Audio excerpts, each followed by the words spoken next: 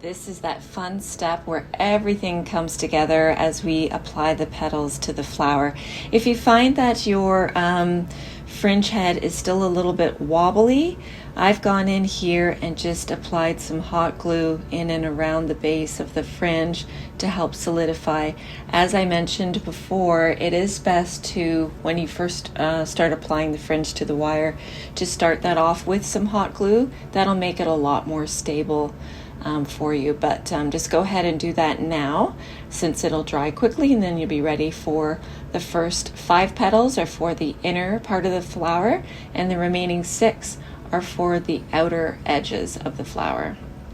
So we're going to start with our first petal, and this is petal A. And just for your reference, I've just lettered them for you there so you know which ones I'm working with. In order from left to right, it's A, B, D, C, and E. And we'll be applying them to that little lip that we created by going in and fluffing out the stamen. We created a little lip on the bottom of the fringe, and that's where all of the petals will sit nicely. So just a little bit of hot glue. You don't want to put too much on because you don't want to be able to see it when you look down into the flower. Now I'm going to take petal D, and I'm going to overlap it slightly onto petal A. So just add a little bit of glue onto the base.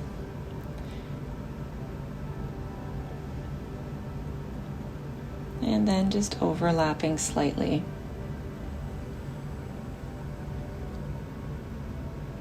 I like to kind of overlap things irregularly. It looks much more organic rather than just installing the petals equally all the way around.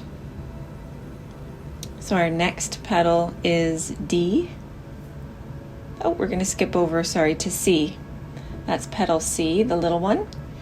And this one here, we're going to put this basically directly opposite the other two.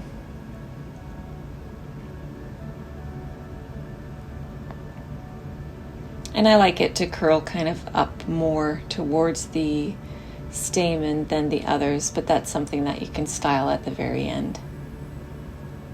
All right, now we're going to go back to petal D, and I'm going to place that just to the right of petal C. It's going to overlap.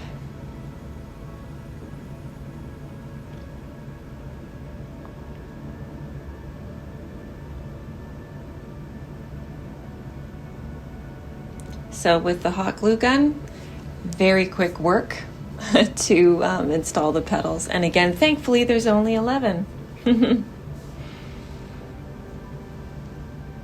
That's looking great so far, like a little butterfly. All right, the final inner petal is petal E. And instead of placing it smack dab in the middle of that gap, I will just offset it ever so slightly to the right side.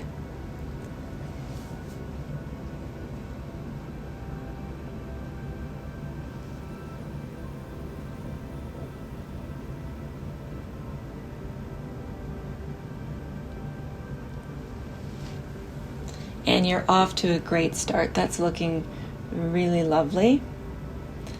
And yeah, I'm liking the way that the shape is starting off there.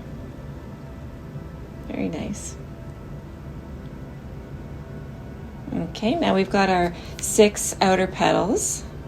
And the idea here is just to fill it in and give it a nice round shape. It doesn't really matter in terms of placement with those. Just as long as you like the way it's looking as you go along. Just to create a nice halo around the inner petals. So you can really, begin with either of the 2 shapes. And because you've given each of them their own personality and shape, they do look different despite being cut from the same template. So what I like to do is just grab the petals and just try them in a few different places around and see how they look, and find a spot where it seems to fit well.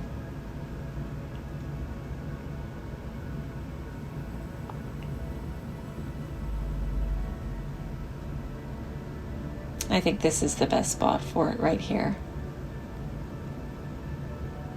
Then I'm going to try just another one, just to see how that will relate. Because some of them are curving back, some just have a bit of a different undulation in the petal. You want to make sure that once they get stacked next to each other, they're going to work well together. So I like to try a few of them in place and just hold them there, see where we're going, and then put them down and try to recreate that shaping that I just achieved holding them in place. Now, just if you do a few at a time, then it's a little more manageable.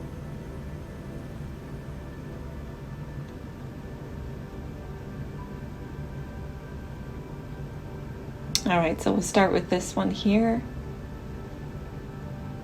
And again, just because of your shaping, it's pretty difficult for me to say, put this petal here. It really is best for you to just move them around and see where it does look best.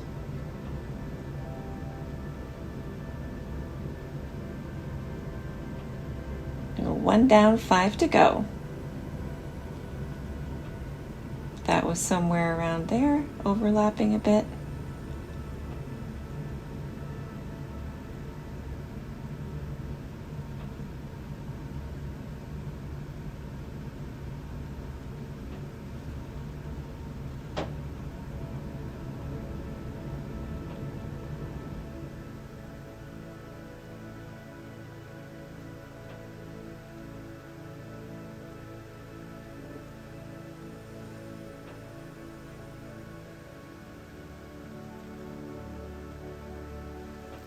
Well, that looks nice.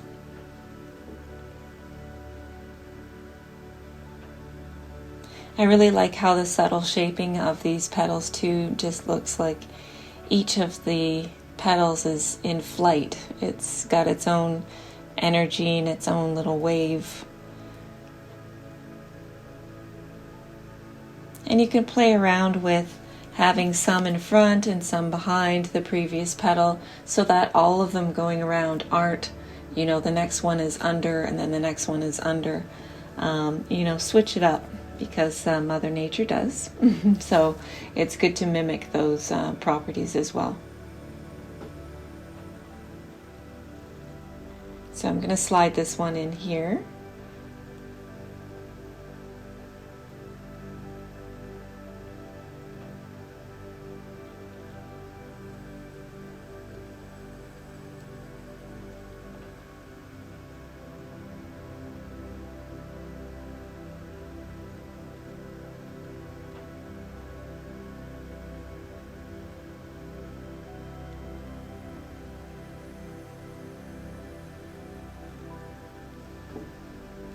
And then back to the drawing board with these ones, just to make sure. Now we're getting down to the end of the flower, so you want to make sure that you don't end up with too large of a gap or something weird that the last petal can't cover or fill in. So keep testing and trying all the way to your final couple of petals so that you don't have any surprises on the last one.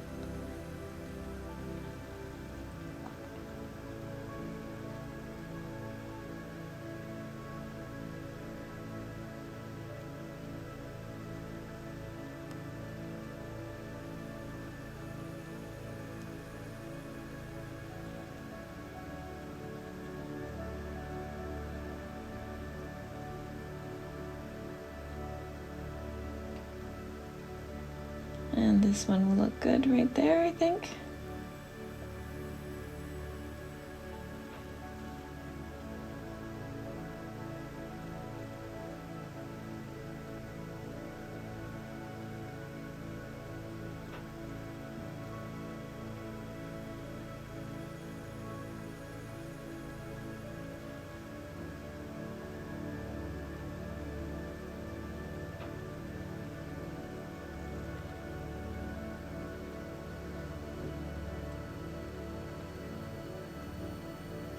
And hooray, last one. And we'll find the perfect spot to slot that one in. Could be right there.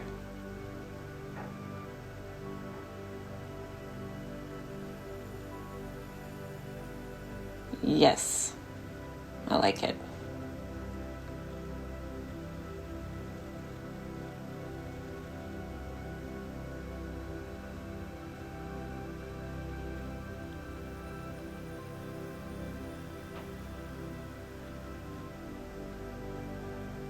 Fantastic.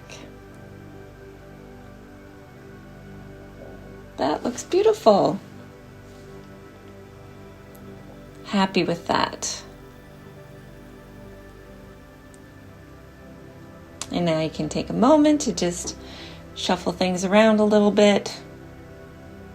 But overall, I'm really liking the movement on this.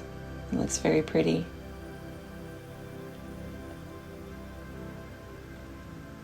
Okay, and just as a final step, we are going to just finish off the back side of the flower with a little strip. So if you want to get your remaining paper, we're going to cut just a thin strip out that we can use for wrapping around the back lip of the flower. When you're replacing your petals, some of them may not have been right up against the bases of others, and you might see a little bit of the yellow fringe. So we're just going to cover that with a bit of paper. Ultimately, this wouldn't show anyways because we are going to be mounting on that lapel blank. However, depending on which kind of mounting method you use, you might need a little more coverage there. So we're just going to take that precaution and finish it off nicely. So I'm just going to put a bit of glue on my strip.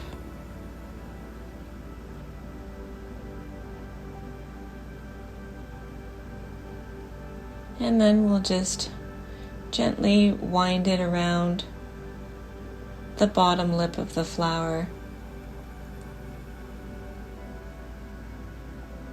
So we cover up any of that, of the petal bases and any protruding yellow from the fringe. Let's give it a little snip.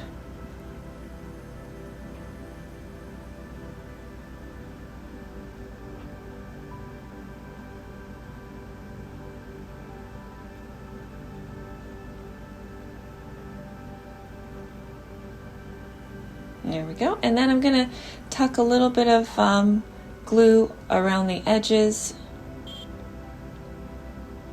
just to seal down so there's nothing sticking up. And just tap it down, work it into that crack around the outside.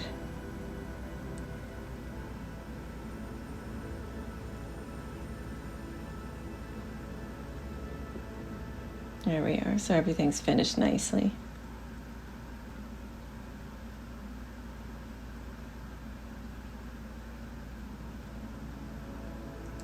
And now our last step is to free this flower from the wire so that we can put on our blank.